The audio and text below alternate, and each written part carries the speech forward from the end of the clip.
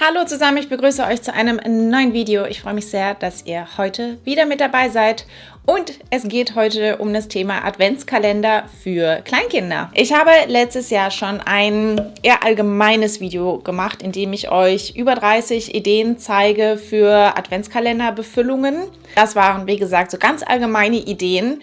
Und dieses Jahr zeige ich euch konkret, was bei uns in den Adventskalender reinkommt. Mein Sohn ist 3 Jahre alt und aus der Erfahrung, die ich letztes Jahr mit dem Adventskalender gemacht habe, muss ich sagen, dass einfach Süßigkeiten mit am besten ankommen.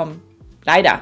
Außerdem ist es ja häufig bei Adventskalendern so, dass man viel kleine Sachen kauft, die dann aber letztendlich gar nicht wirklich viel Beachtung finden, die letztendlich nur in irgendwelchen Kramkisten landen. Und das habe ich dieses Jahr versucht zu minimieren. Ihr seht jetzt hier einen bunten Mix aus Kleinigkeiten und aus Süßigkeiten. Außerdem habe ich versucht, dass das Ganze auch nicht zu teuer wird. Passiert ja auch sehr schnell, wenn man seinen Adventskalender selber befüllt. Ich habe das jetzt alles mal so grob überschlagen und hochgerechnet. Ungefähr sind das hier jetzt 35 €, was auch eine Stange Geld ist. Ich lege los mit den Sachen, die nicht zum Essen sind, das heißt mit den Kleinigkeiten zum Spielen und Benutzen. Und wenn euch das Video gefällt, wenn es hilfreich für euch ist und auch wenn ihr mich unterstützen möchtet, lasst mir bitte einen Daumen nach oben da und ein paar liebe Worte in den Kommentaren. Jetzt geht's los. Was, finde ich, generell bei Adventskalendern immer geht und auch bei uns zu Hause, sind Badezusätze. Und mein Sohn liebt das. Also der geht auch total gerne zu DM und sucht sich da was aus. Und es gibt aktuell auch bei DM wirklich so ein paar winterliche Sachen von Sauber, von der Eigenmarke. Und ich habe einmal diese Badekugel hier gekauft. Sprudelt und färbt das Wasser. Es gab 2 verschiedene Designs. Ich habe jetzt hier das mit der blauen Blume sozusagen besorgt. Soll nach Mango duften. Riecht auch wirklich sehr lecker. Dann habe ich auch noch dieses hier gekauft, ein Knisterpflegebad. Auch das ist so im weihnachtlichen Design, färbt und knistert. Wir hatten schon mal ein anderes Knisterbad, fand er super. Deswegen, ja, finde ich das auch immer richtig gut. Vor allem diese Sachen passen ja auch so gut in die Säckchen. Und der letzte Badezusatz ist jetzt aus der regulären Reihe. Jetzt nicht diese Weihnachtssachen von Sauber, sondern von Tinti, der Blubbervulkan. Ich habe den gesehen und fand das echt richtig cool. Färbt auch das Wasser. Und das Ganze soll so funktionieren, dass man das irgendwie an 2 Seiten aufschneidet und dann hält man das unter Wasser und dann sprudelt das wohl wirklich da raus. Und ich glaube, dass das halt auch wirklich sehr gut ankommen wird. Ebenfalls zum Thema Baden, weil es gerade ganz gut passt. Was ich mitgenommen habe, ist diese Zauberhandtücher. Das hier sieht jetzt so aus. Es gibt auch weihnachtliche, auch von Sauber. Also die haben bei DM gerade so eine komplette Reihe mit Kleinigkeiten zum Adventskalender befüllen. Ganz viel aus der Sauber-Reihe zum Baden, aber auch so andere, so kleine Spielsachen. Aber da habe ich Abstand von gehalten, weil das meiner Meinung nach eher zu den Sachen gehört, die in der Ecke landen hinterher. Da gibt es dann halt auch so Zaubertücher im Weihnachtsdesign. Ich habe jetzt aber eins von den normalen genommen, weil ich dachte, so mit diesen Waschlappen, die dann letztendlich da drin sind, die benutzt er immer gerne zum Baden und halt das ganze Jahr über. Und dann ist man mit so einem allgemeinen Design, dachte ich, dann vielleicht doch ein bisschen besser dran. Was ich auch gekauft habe, und da habe ich mehrere von gekauft, weil mein Sohn da tatsächlich gerne mitspielt, sind Playmobil-Figuren. Ich habe mehrere gekauft, um sie in seine Säckchen zu füllen, weil die passen halt auch ganz gut rein. Ich habe 2 Packungen in der Meiersche war das, da habe ich das gesehen, mitgenommen.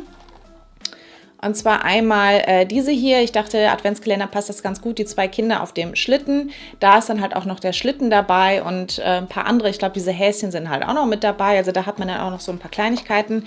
Und dann habe ich noch den Motorradfahrer hier mitgenommen. Da sind auch 2 Figürchen, das Motorrad und diese Zielflagge mit dabei. Und wie gesagt, mit Playmobil spielt er tatsächlich sehr gerne. Er hat einen großen Bahnhof letztes Jahr zu Weihnachten bekommen, wo halt auch eine Baustelle mit einem Kran und so dran ist. Und das nutzt er total gerne und integriert da halt auch andere Sachen mit ein, wie Spielfiguren von Playmobil beispielsweise. Und dann habe ich gesehen, es gibt bei Lidl auch Playmobil. Und habe noch diese 2 Figuren hier mitgenommen. Das ist einmal ein Taucher und einmal ein Astronaut. Und da kann er halt auch ganz cool mitspielen, denke ich. Dieses Set hier mit den Zweierfiguren hat 4 € gekostet und diese hier haben auch jeweils 4 € gekostet. Woran ich halt nie vorbeigehen kann, das sind Pixie-Bücher und Pixies, finde ich, sind ideal für den Adventskalender. Und mein Sohn liest gerne die Pixie-Bücher und ich finde, die sind einfach super praktisch für unterwegs. Ich packe mir immer welche in meine Tasche, wir haben immer welche im Auto und deswegen habe ich da ordentlich zugeschlagen. Hier tatsächlich bei den Weihnachtsgeschichten, weil ich finde, in der Adventszeit kann man nicht genug weihnachtliche Geschichten vorlesen. Das sind insgesamt 5 Stück tatsächlich, die ich gekauft habe. Ich habe die alle in der Meierschen gekauft. Einmal Weihnachtspost für den Bären, der kleine Weihnachtszauberer, der kleine Bär sucht das Weihnachtsfest, 3 Monster im Schnee und Eulalia backt Plätzchen. Mein Sohn ist wirklich ein kleiner Bücherwurm, muss man sagen, und er lässt sich sehr, sehr gerne vorlesen und ich lese ihm auch sehr gerne vor. Und da sind Pixies einfach perfekt, weil 1 Euro für so ein Pixie-Buch und man denkt ja immer, da sind nur so kurze, klitzekleine Geschichten drin, aber da stehen ja teilweise auch echt richtig lange Geschichten drin. Deswegen mag ich die sehr gerne. Was auch immer geht im Adventskalender, finde ich, ist Knete. Und deswegen neues Play-Doh habe ich gekauft. Diese Packung hier mit, ich glaube, 8 Pötten hat die 5 Euro gekostet. Kannst du wirklich nichts sagen. Und das passt sehr, sehr gut, weil unsere Knete schon seit längerer Zeit ja wirklich aufs Minimalste geschrumpft ist. Wir haben nur noch ein Pöttchen und das ist halt auch nicht mehr viel und auch alle Farben irgendwie durcheinander gemischt. Also schön ist anders.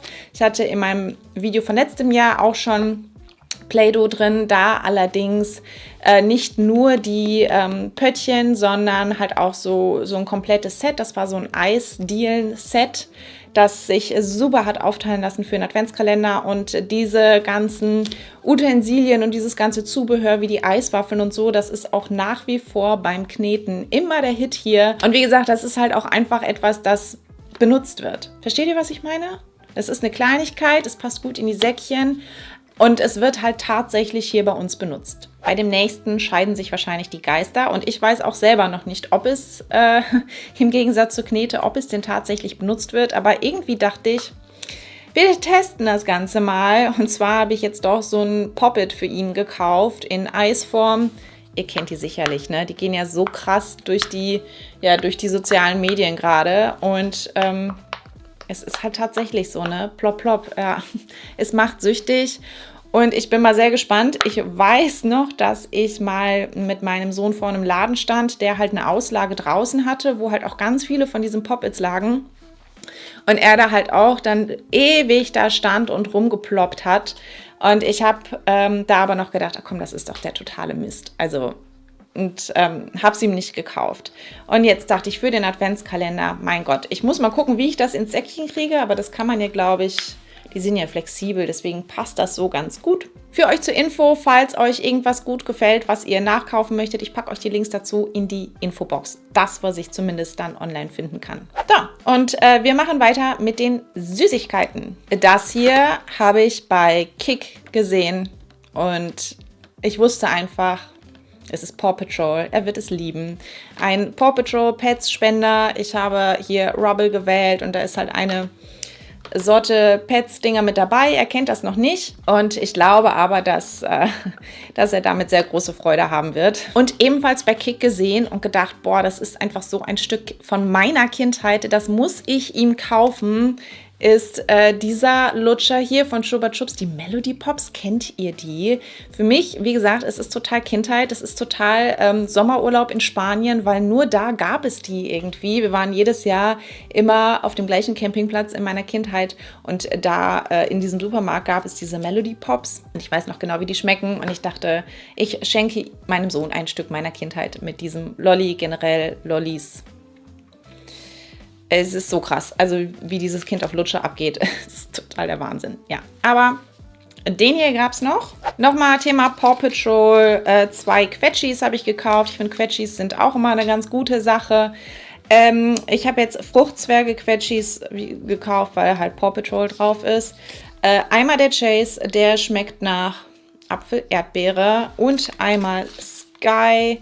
Schmeckt nach Apfel-Himbeere, gibt es bei DM. Ebenfalls bei DM habe ich jetzt mal andere Gummibärchen mitgenommen. Nicht die normalen von Haribo, diese kleinen Tütchen, sondern dachte, gut, komm, nehmen wir mal was anderes. Und ich habe 2 von diesen Bio-Bärenfreunde Fruchtgummis von Janosch mitgenommen. Also da ist so ein Tütchen, also das ist echt verhältnismäßig teuer. Ich glaube, das ist fast halt 2 Euro, so ein Tütchen. Hier bei denen ist halt einfach weniger Zucker drin. Hier steht für eine fruktosearme Ernährung und ich denke, schaden kann es nicht. Der Rest ist nicht zuckerreduziert. Das ist nämlich das übliche. Smarties, diese kleinen Smarties sind einfach perfekt für den Adventskalender, finde ich. Und ja, diese hier auch, diese Schokokugeln. Außerdem fand ich hier diese Weihnachtsfiguren ganz nett. Das sind so Weihnachtsbeeren aus Vollmilchschokolade. Das knistert jetzt laut, ne? Sorry. Habe ich bei Aldi gekauft. Diese hier hatte ich letztens mal für mich eigentlich gekauft. Und ja, mein Sohn hat sie gesehen und sie haben ihn nicht mal losgelassen. Er wollte ständig eine Schokokugel haben, deswegen habe ich die jetzt auch für seinen Adventskalender besorgt. Und der absolute Klassiker, die Schokolollis, ebenfalls von Aldi. Jeder kennt sie, oder? Vor allem bei Aldi bekommt man die in so einem dicken, fetten Megapack. Ich glaube, da sind 10 Stück drin. So viele brauche ich eigentlich gar nicht. Vielleicht noch einen für Nikolaus und einen für den süßen Teller an Heiligabend. Und für den Adventskalender eigentlich, ja, naja. Mal gucken. Vielleicht kann ich da noch ein paar von verschenken. Aber darf einfach nicht fehlen. Insgesamt ist einiges wieder zusammengekommen. Also es sind definitiv 24 Türchen, die ich hier habe. Ich habe beim Einkaufen aber nicht groß gezählt. Mal sehen, wie ich das mit der Aufteilung mache. Ich mache das übrigens immer so. Also ich habe das letztes Jahr so gemacht, wenn ich die einzelnen Säckchen bestücke. Also ich überlege mir schon ganz genau, was ich an welchem Tag reinmache.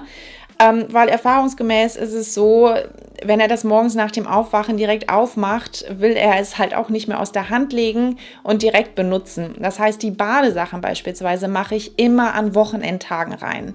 Weil unter der Woche morgens kann er halt einfach nicht baden, weil er will das dann einfach sofort benutzen. Genauso wie ich gucken werde, dass ich die Playmobil-Figuren vielleicht nicht unbedingt an Wochentagen reinpacke. Da muss ich aber mal gucken, weil so viele Wochenendtage gibt es ja, glaube ich, auch gar nicht. Das Aussehen übrigens, ich habe vor 2 Jahren einen Adventskalender für meinen Sohn selber genäht. Ganz viele Säckchen. Und ich habe das extra so gemacht, keine Papiertüten oder so gewählt, weil es einfach mit den Stoffsäckchen nachhaltiger ist. Das kann man jedes Jahr wieder benutzen. Ich habe das die letzten Jahre allerdings immer so gemacht, dass ich die an einer Schnur aufgehängt habe. Und dieses Jahr mache ich das anders, weil wenn die schwer sind, dann hängt das so durch und dann rutschen die halt auch alle so auf eine Seite.